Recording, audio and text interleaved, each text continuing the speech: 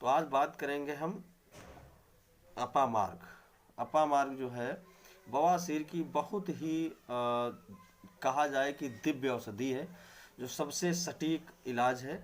इसका जो अ, भस्म बनाई जाएगी, जैसे पहले बूढ़े बुजुर्ग जो डॉक्टर हुआ करते थे गांव में, उनको कटवैदा कहते थे, वो लोग बनाते थे, इसकी भस्म बनाते थे, भस्म बना के खाई जाती थी। तो भस्म जो है कैसे बनाई जाती है, इस पर चर्चा करेंगे हम लोग। तो आज बात करेंगे हम अपामार्ग।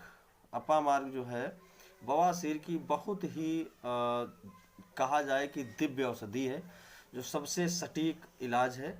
इसका जो अ, भस्म बनाई जाएगी, जैसे पहले बूढ़े बुजुर्ग जो डॉक्टर हुआ करते थे गांव में, उनको कटवैदा कहते थे, वो लोग बनाते थे, इसकी भस्म बनाते थे, भस्म बना के खाई जाती थी।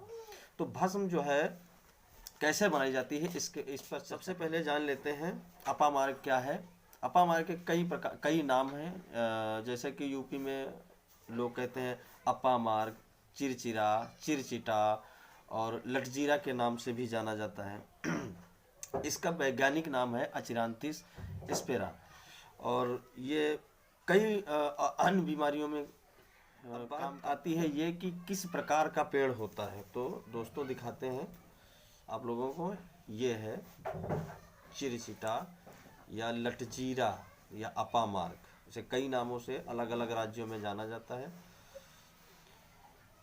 जो साधु सन्यासी हैं या तांत्रिक लोग हैं, ये अलग अलग प्रयोग करते हैं, लेकिन हम आपको बवासीर के बारे में, यह अक्सर देखा जाता है कि सबसे ज़्यादा बरसात के मौसम में उत्पन्न होता है। बरसात के मौसम में ये छोटे छोटे पौधे उगते हैं और इनका कई महीने का प्रोसीजर चलता है, कि कई महीने लगते हैं। जैसे कि बारिश में ये उगना शुरू होते हैं, शरद ऋतु में फूल पत्ते आना शुरू होते हैं, और पूर्ण रूप से परिपक्व नहीं हो पाता है इनका सर्दियों में। लेकिन जब जैसे ही गर्मी आती है, गर्मियों में ये फूल से और अपने फली से जो है सुशोभित हो जाती है। जैसे कि आप देख रहे हैं, इसकी ये है फली। इसके जो है चावल नुमा बीज निकलते हैं, चावल नुमा बीज निकलते हैं। बीज का भी कई बीमारियों में इसका उपयोग होता है। को तांडुल कहते हैं, ये जो है ये तांडुल भी कहा जाता है इसको, तांडुल। ये चलो अब बात करते हैं कि किस प्रकार से भस्म बनाई जाए। तो सर्वप्रथम पहले ऐसे ऐसे पेड़ उखाड़ लें जड़ के साथ में।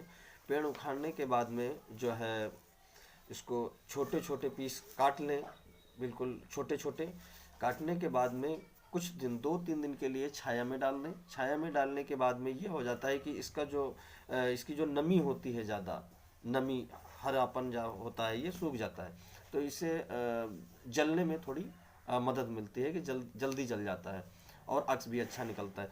तो इसको काट लेते हैं। काटने के बाद में 2-3 दिन तक हल्का सुखा लेते हैं, ना सूखा हो ना गीला हो, अध सूखा हो। अध सूखा होने के बाद में इसको एक हंडी में, मिट्टी की हंडी हो, मिट्टी की हंडी में इसको भर लेते हैं। अब जिस प्रकार से औषधि की मात्रा हो, जैसे ज़्यादा बनानी हो किसी को तो ज़्यादा बनाए, या छोटी बनानी हो, कम बनानी हो तो छोटी में बनाए।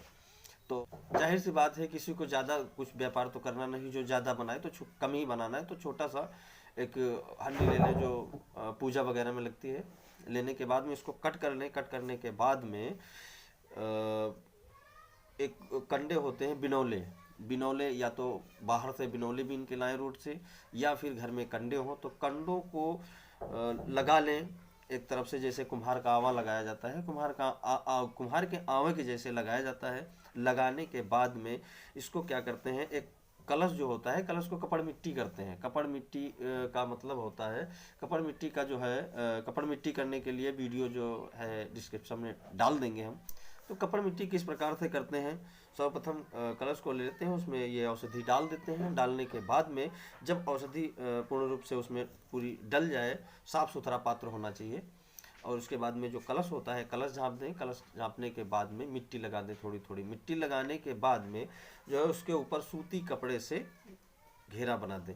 घेरा में डाल दें, इसे लपेट दें, हल्का सा लपेटें, ज़्यादा ना लपेटें, 1-2 परत लपेट दें। लपेटने के बाद में इसको जो कंडे हमने लगाए हैं कुमार के आंवा के तरीके से बीचों बीच में रख दें, उसके बाद में फिर ऊपर से कंडे लगा दें।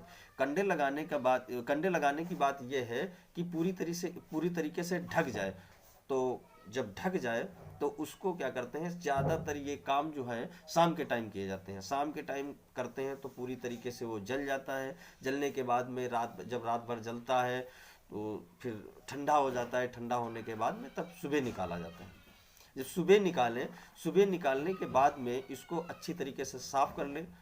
उसकी जो राख हो कंडे की वो साफ कर लें। साफ करने के बाद में बाहर निकाल लेते हैं उसको।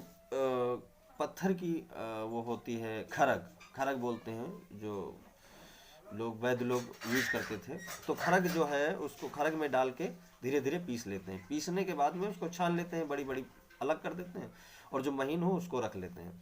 अब इसको रखने के बाद इसको एक कांच का कंटेनर हो, कांच के कंटेनर में इसको बंद करके एयर टाइट अच्छी तरीके से ढक्कन लगा लें, फिर रख दें। अब बात करते हैं इसके यूज की।